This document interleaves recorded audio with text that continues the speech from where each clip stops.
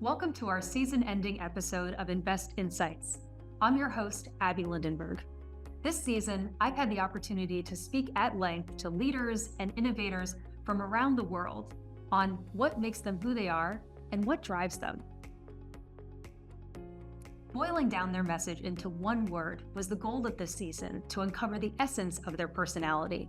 We wanted to discover why they are, who they are, and what can we learn from these extraordinary people. Coming from this, I'd say, very sheltered environment, but also not necessarily showing me what things were going on in the real world, So I studied philosophy and economics, and it was macroeconomics, not business. And then I went straight into banking at Goldman Sachs in London. I was doing first M&A and then private equity. I saw the development in the country. I saw the development of the infrastructure. I saw the development of schools.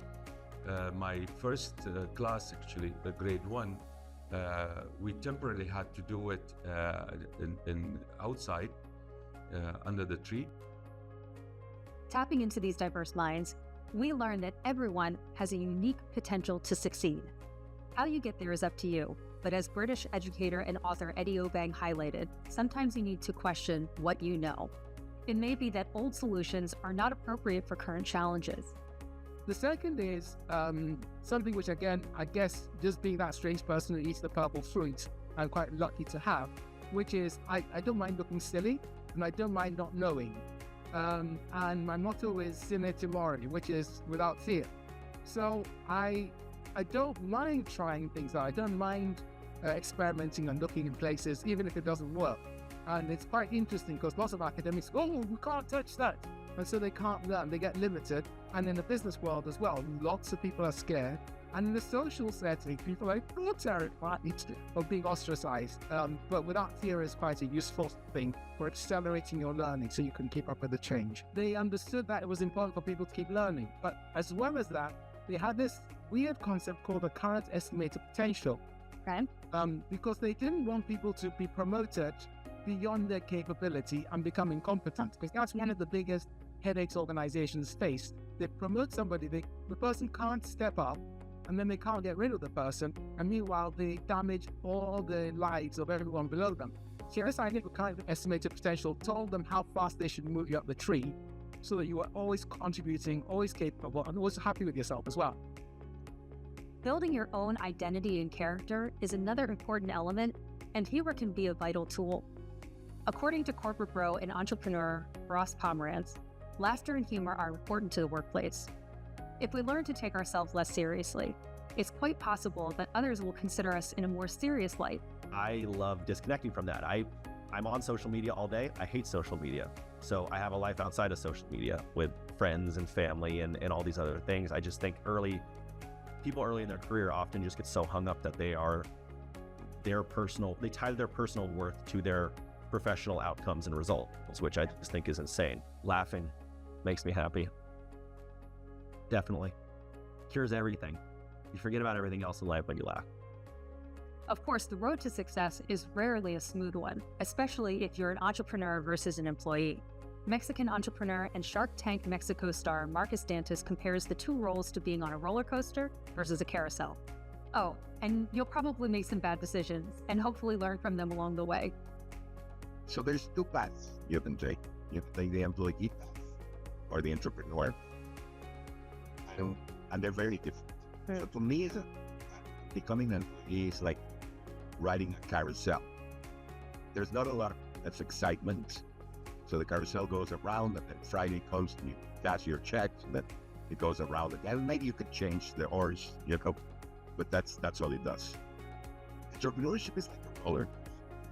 I mean, you're up and down, and you suffer and you're happy, and sometimes in the same hour, you're both silent. So it's not for everybody, and it's even more interesting. Everyone can do it, but it's not for everybody all the time. Some people sometimes don't want to ride the roller coaster. They'd rather sell with the carousel, to be honest with you. I was around 30 years old. I played poker with my friends all the time. When he learned about this, he invited me to his house. He said, I heard you like poker. And I said, sure. And so we sat down and we started playing poker together. And he would bet a little, etc. And then at some point, I remember that he bet a lot of money, which I didn't have. So he said, "You don't have money?" No. Okay, so he took all the money and he said, "Well, that's what you have to watch out, poker, because if people have more money than you, you'll get destroyed." He never gave me back. Dantas was one of the many entrepreneurs I was able to speak to this season. Hannah Toppler, founder and CEO of Entrare, was another. Toppler touched upon the need for mentors when launching a startup. She also highlighted the importance of social entrepreneurship around the globe and the benefits of opening your eyes to the world. And I think especially if you're a woman who's becoming an entrepreneur, I think building that network is super important. And also knowing other women entrepreneurs who understand what you're specifically going through, because all things that may happen to you as a woman, men usually don't even notice that is happening. So I think having someone who can listen to you and understand you and give you tips on how they have overcome all of these issues, I think is really important. So for me, it was really exciting to get out right after school and before university, traveling for a year, earning money to be able to fund my trips through the world. And one of the biggest epiphanies I had in my life was probably when I was 18 and I ended up volunteering for a while in Ghana in a school. And I just started realizing how absurd it was that my way of contributing was teaching children in this West African country, while in reality, what they needed so much more was a more systemic change, better trade agreements, and I think at that point I realized I wanted to somehow go into impact. I had no idea. One area of business and entrepreneurship that often gets overlooked is financial education. Financial literacy is a key factor in empowerment, especially for women. Paulina Anguiano created the Financial Detox to address that necessary element. Being financially minded and independent has many benefits, and not just for the corporate world.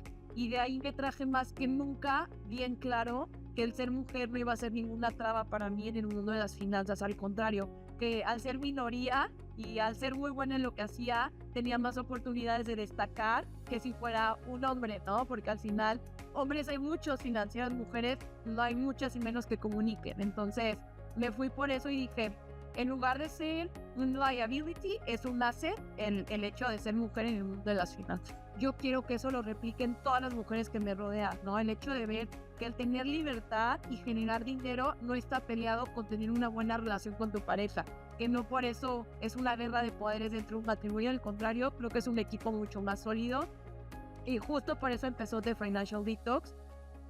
One theme that we absolutely want to touch upon this season that is not only important to many businesses but employees as well is sustainability. To discuss this challenge, we invited businessman and energy champion Marco Alvera, who said that sustainability should be top of mind for all businesses. And there's one thing, you mentioned two things which are very close to my heart, which is climate change and kind of climate sustainability and energy sustainability and that kind of social sustainability. On the energy side, we have to really start with a very basic number. Solar energy today costs $10 per megawatt hour, and oil today costs $60 a megawatt hour. So wherever it's sunny, you can produce energy when it's sunny, of course, at a fifth, quarter, 1/6 of the cost of oil where you're working. There's no oil in Switzerland, so you have to go where the oil is. You don't have the luxury of deciding where to put your factory like you can do if you're in another business. You have to follow the oil, and the oil is in Iraq, it's in Russia, it's in the Middle East, it's in Alaska, it's in Venezuela.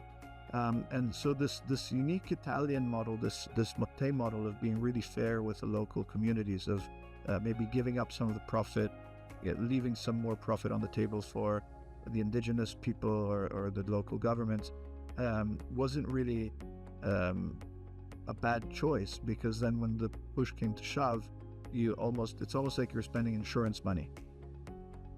Founder of Avenue Media and frequent TEDx speaker, Rafael Sansores was another intriguing guest this season. From marathons and TEDx presentations to business mentorships and marketing startups, Sansores has chartered a path of interests and passions aligned with career goals. One key point he emphasized was the importance of businesses connecting with their audience frequently and on their level. And don't forget to give back. Publicar diario. Si tú publicas diario, vas creando una voz, vas creando una identidad, vas creando una comunidad y sobre todo incrementas la posibilidad de que te vean. Si yo publico una vez a la semana, una vez al mes, tengo muy baja probabilidad de que me vean. Si publico diario, poco a poco vas alimentando las redes y poco a poco vas rankeando un poquito más arriba. Yo creo que también es un tema de gratitud. Creo que si hemos logrado algo, lo podemos ir expandiendo, podemos crear un mundo mejor.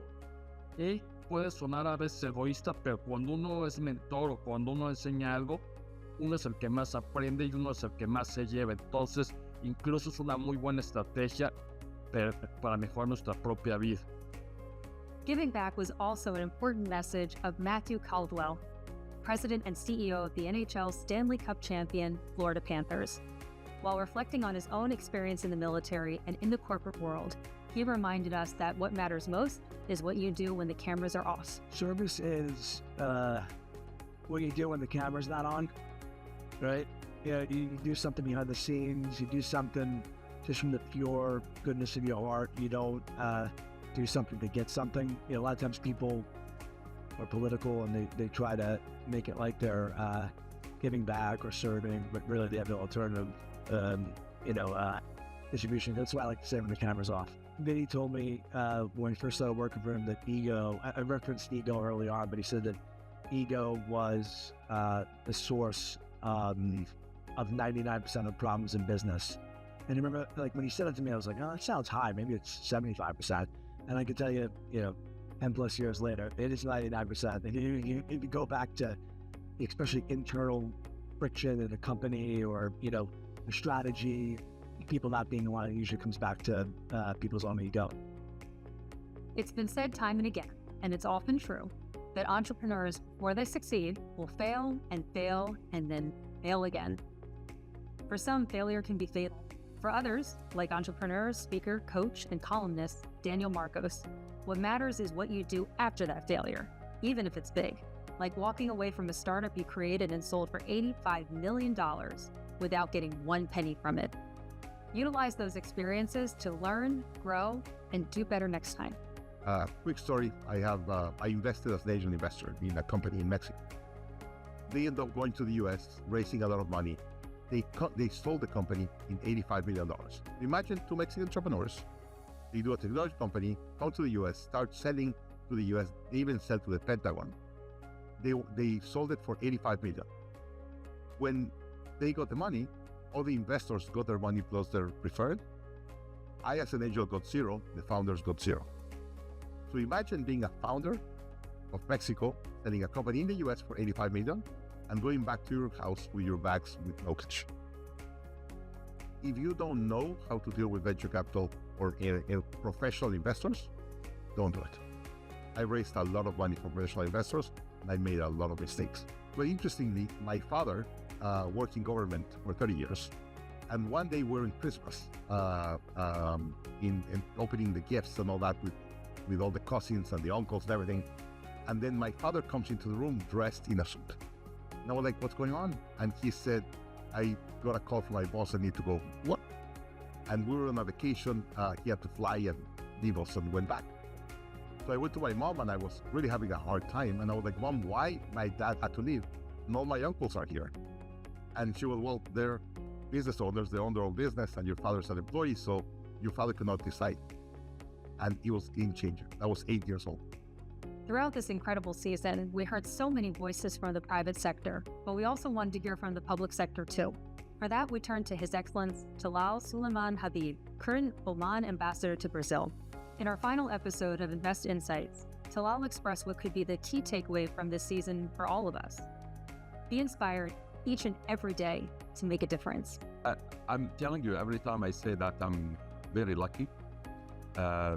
Lucky in the sense also, not only that I achieved the goals I wanted growing up to be part of this, but also that I was lucky to serve my country, a country that gave me so much. And that seat, sitting on those meetings with all the leadership, listening on the challenges, understanding that forming a policy or doing any project doesn't mean that you think it's right is right. You hear a lot of different views, and it widened the perspective. It shaped me as a person. It made me grow a lot, because when you do work for the government, especially in the positions I had, you have a huge responsibility that people look up to you, that you form it. Also, you have the leadership of the country that look up to you, that they give you the trust. So you wake up every day, and I remember driving to my office every day, trying to remind myself that I have to make a difference today. So that's the mindset I enter my office, that's the mindset I enter the meetings, and that's the mindset when I choose the people. I was given the chance to select a lot of the leaders that work under me. I'd like to thank all of my guests for sharing their time and their unique perspectives. And I hope to see you again next season when we have more special guests and unique perspectives. From all of us here at Invest Insights, thank you so much for tuning in. My name is Abby Lindenberg, and I'll see you next season. You've been watching Invest Insights with Abby Lindenberg. Please remember to subscribe, like, and follow.